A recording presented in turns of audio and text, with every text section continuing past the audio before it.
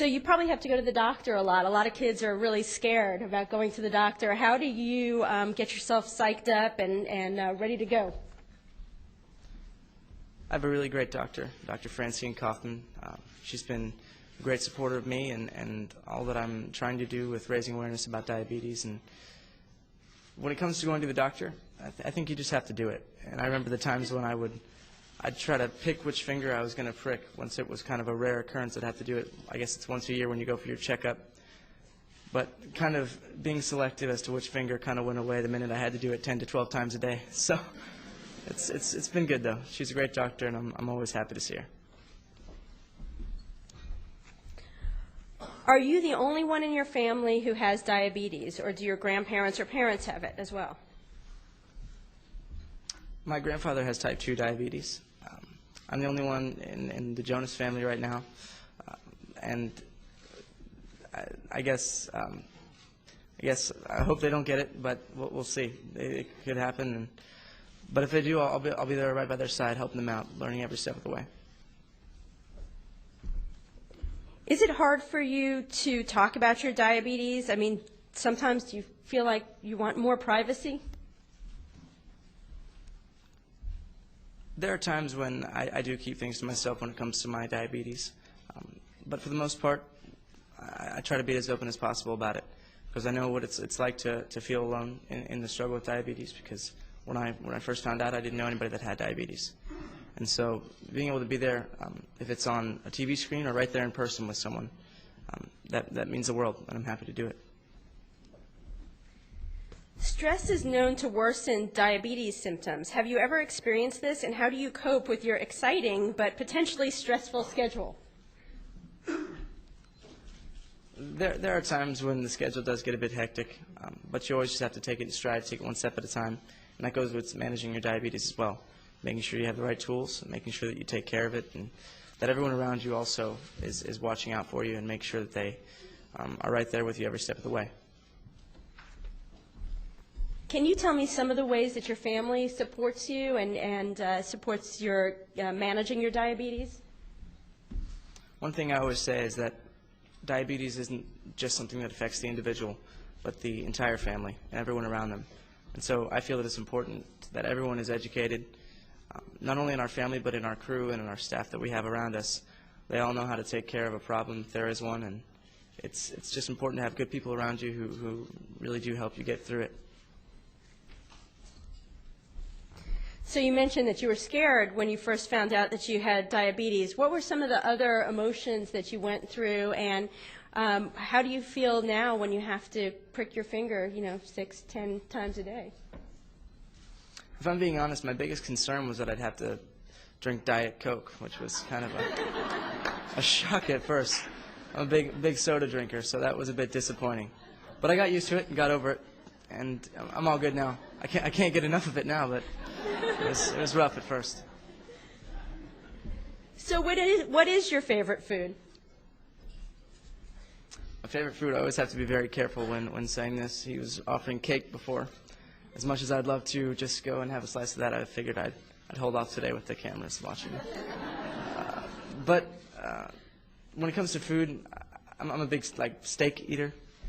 Yes, I'm a man in the sense that I just like to have a steak. But fruit too, big fruit fan.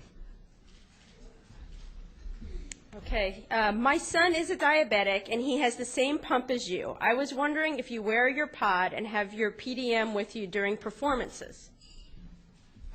I use the Omnipod insulin pump. It's the first tubeless pump. It's great, and I do wear it when I'm on stage, but I don't use the meter with me on stage. We wear kind of tighter pants sometimes, so I didn't know it was this funny. I'm just being honest. Wow. But that's the problem. So I hand it off to other people to take care of while I'm on stage. How do you know if you have too much or too little sugar? Do you feel different? I definitely feel the difference in my blood sugar if it's high or low. But making sure that I check regularly is important. And I've been good so far on stage. I haven't had too many lows.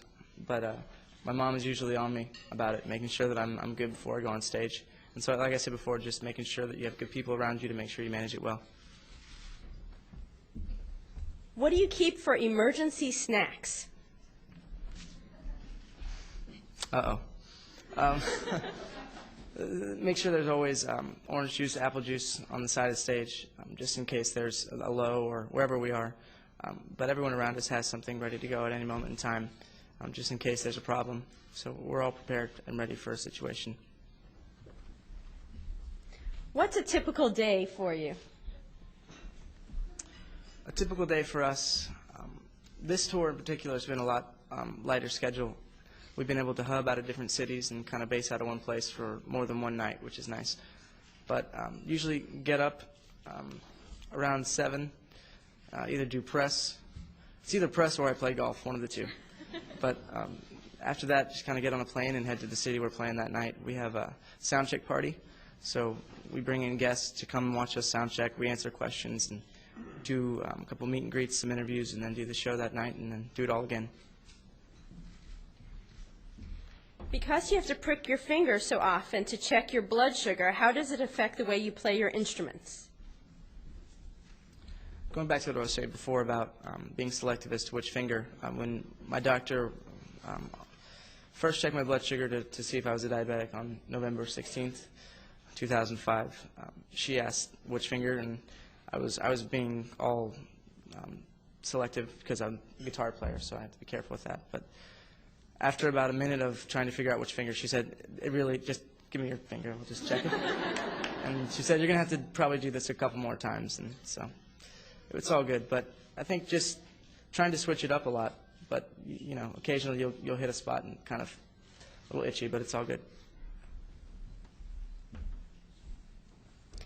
How much of your time do you spend checking on your blood and your sugar, your blood sugar? I don't know how old that person was. There was like 5 exclamation points after it. Thank you. How many times a day? Is that what it was? Yeah, how many times a day? About 10 to 12 times a day. I try to at least. I've been good about it lately. Thankfully, my A1C came down substantially, which is excellent. I'm very happy about that. What are the downsides to having diabetes, and have you missed out on anything you wanted to do because of diabetes? There have been some things that I've just had to be cautious about, sports, things like that, just making sure that I don't go too hard before a show. I'm a very competitive person, so the ping pong matches before the show can be pretty heated. But, you know, just making sure that I keep it in control and know where I'm at before I go on stage. Is it hard to manage your diet and watch what food you eat while you're on tour and traveling a lot? In the beginning, it was a little bit difficult. Luckily now we travel with our own catering, so they give me the carbohydrate facts before every meal that I eat and make sure that I know what's in the food so that I can properly manage it. But it goes back to what I said before about just making sure everyone's aware.